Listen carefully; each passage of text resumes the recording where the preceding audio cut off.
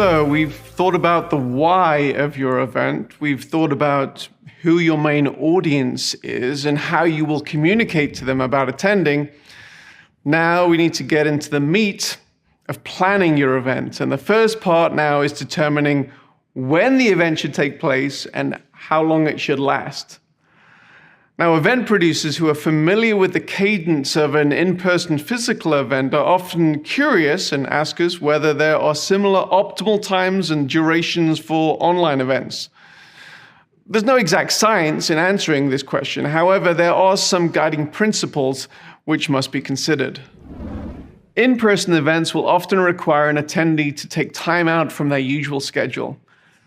It might include travel and booking accommodation, and if this is the case for a significant portion of your audience, then it's often wise to make the hassle involved in travel and staying away from home worth it.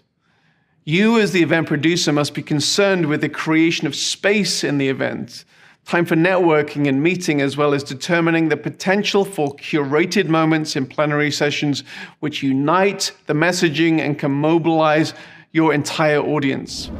Now, hybrid events, online and in person, typically have the same considerations as in-person events, as it mirrors the in-person event experience. Now, it often comes as a surprise to first-time hybrid event producers that the people attending the online portion of the event are actually physically present at the event. They may have other commitments, or they may be in a hotel room, and they don't want to miss out on certain parts of the event. It may be that they missed a plenary session because of an offline meeting, and they are catching up with the flow of the event. The bottom line with hybrid events is that you should simply mirror the in-person schedule. Exclusively online events may be treated slightly differently. Since they don't require attendees to take time off work, one more significant consideration is that attendees may only be joining outside of work hours, unless, of course, you're hosting a work event, in which case holding it within typical working hours becomes optimal. Many in-person expo-type events have very little main stage time and spread the event over a number of days so that attendees can network, have offline business meetings, grab a coffee or lunch together. These same components are not all present with online events. The event isn't constrained by a physical place, and therefore the times when aspects of the event happen will differ. It's important that you give thoughts to when your main plenaries in a virtual event happen for this very reason. If you typically have longer, more drawn-out plenaries, you may think about condensing your main program slightly time-wise. I might add that it's important not to swing the pendulum too far in the other direction. It's not unusual for our project managers to advise clients on the need to actually include breaks in their schedule when they have multiple back-to-back 1-hour sessions. In addition, while you can't grab lunch with someone online, there are still numerous networking tools that should be factored in your event. Maybe give thought to how your event can be more than a simple one-way broadcast. The question remains, when should you schedule certain components within maybe a multi-day event?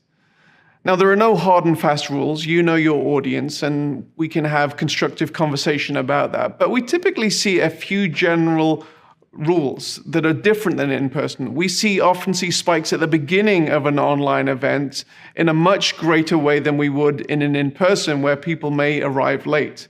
And then, as with in-person event, we will see spikes when top bill presenters, music acts, or VIPs are on stage. And so hopefully that's helpful as you start planning and thinking about the timing and the duration of your event. So that's pretty much all there is for this section. So let's go through our checklist.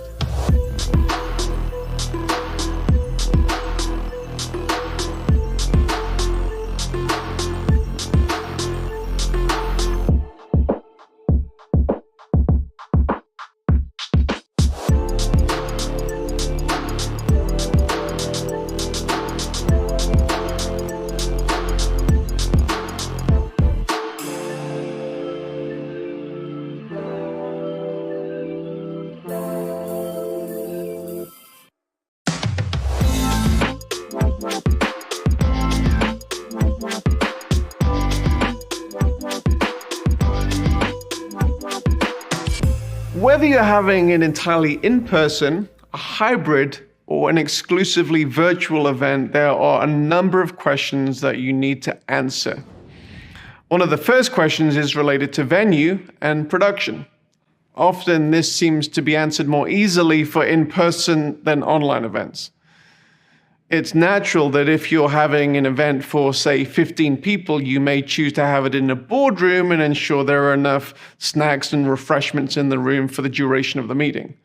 And then if you're having a 15,000 person event, you're going to rent an arena with adequate audio-visual production so that the audience doesn't have any challenges with seeing or hearing what is going on. Now, similar principles are true for online events, and yet sometimes the production elements for online events are not thought through thoroughly.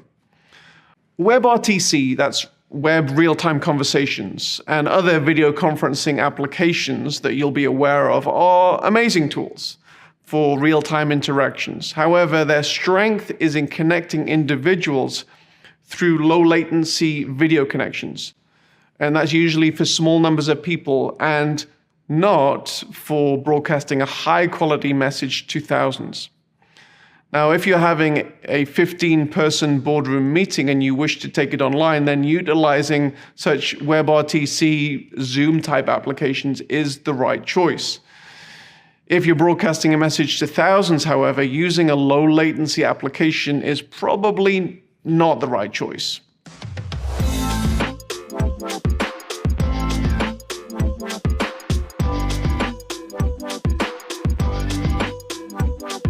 Now, the first answer to this question is production value. If an individual is invited to present a TED Talk type presentation, there will often be nerves involved. The individual has to get the presentation just right. There are numerous books on the market of how a person can do this effectively. In addition to the person's presentation and how they look on the day, the presentation is typically given on a thought-out, clutter-free stage with high-quality cameras placed perfectly, lights, audio, visual, which mean that the only thing that is focused upon is the message itself. Everything is just right to present that message. Video conferencing lends itself to convenience, extemporaneous communication, and ultimately disposable content, which is often not the right feel you want to go for when you're going for a high-quality presentation. While a presenter can prepare their content in a similar manner to a TED Talk, presenting it through a webcam in a home with poor lighting, poor audio, and distracting background, with a high risk for video dropout and audio sync issues and typically no tech help, it's not often the most ideal solution. It must be noted that there are definitely ways to improve the production quality of video conferencing conversations, recording on a higher quality camera with better lighting, audio. However, these things can often be logistically challenging, especially if you're dealing with a presenter half a country away that is slightly tech challenged. Number 2, the buffering issue. Now, personal experience and larger analytic studies reveal that audiences hate buffering. Frame drops, other glitching in video, low latency video technologies currently make the risk of such occurrences happening much, much greater. And the risk is only increased with a larger audience. To avoid issues like this, when presenting to larger audiences, we suggest that you utilize a professional encoding solution for such live situations. Now, thinking about what you want to communicate and how that will be communicated needs to be a holistic process, whether you are planning in person or online. What is the content? How is it presented via video? i.e., what is the production quality? And what platform you are using to present it are all relevant questions to answer. Sardius, we have a high-quality interactive platform. However, if the production quality and the content of the video is not very good, then the overall experience will not be a compelling one. So that's pretty much all there is for this section, but let's go through our checklist.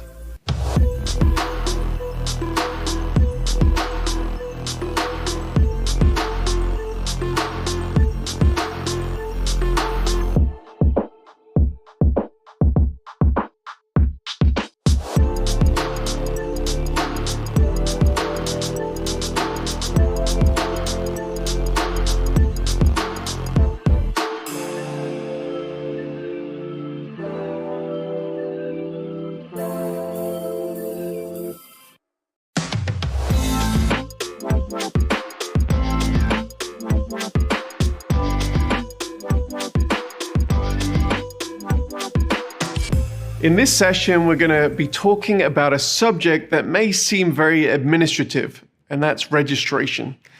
In actual fact, the conversation you have around this very issue actually determines a whole lot about your event and your attendees' experience. So let's jump in. Determining whether your event should have a registration wall is one of the first practical considerations in building your event, as this will be the first thing that is built. It may be true that you can attract a bigger audience on social platforms such as Facebook or YouTube in a short period of time for relatively little cost, but the challenge with this approach is that it's Facebook and YouTube that are the ones who reap the benefits of knowing and serving your audience rather than you. The future of all media delivery is undoubtedly increased customization for the viewer. And the real question you need to be asking right now is whether you want social media platforms to be the one getting to know and serve your audience, or whether you want to be the ones doing that. Registration walls, whether they are paid or free, undoubtedly place a barrier of entry in front of any audience, and a barrier that undoubtedly reduces the amount of attendees. But on the flip side, it also significantly increases the attendees' commitment to your event and to your cause. It communicates a level of exclusivity which is often desirable, and it can significantly cover the costs of your event. Social media strategy should certainly be a component of your overall marketing strategy. However, limiting your content delivery to a single platform decreases your ability to know and to serve your audience effectively. One of the key strategies that we advise at Sardius is to host your event to your own URL and thereby increase awareness of your website and your online community. Sardius will typically host your event at a subdomain of your URL. For example, we often put like a subdomain watch.yourhomepage.com. This integrates with your online home and cements this location as a place for you to serve and interact with your audience effectively.